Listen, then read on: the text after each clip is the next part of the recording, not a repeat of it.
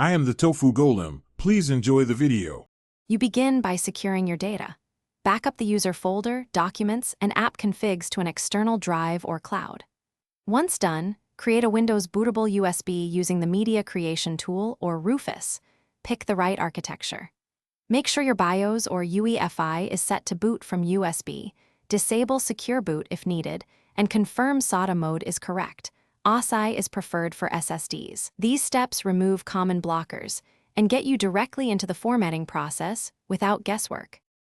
You boot from the USB and select Install Now. Choose Custom, Advanced to control partitions. At this stage, delete obsolete recovery and Windows partitions to avoid conflicts, but keep any OEM diagnostic partitions only if needed.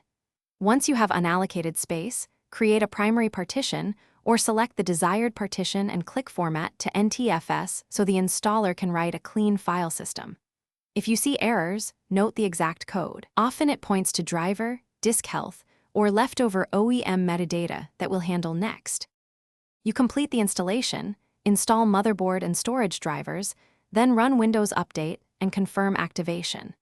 If formatting or installation fails, first boot a recovery USB and use diskpart to clean the drive, then recreate partitions.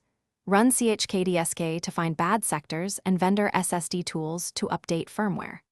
Make sure the disk uses GPT for UEFI or MBR for legacy BIOS, and install the correct SATA/NVMe driver if required. If problems persist, swap cables or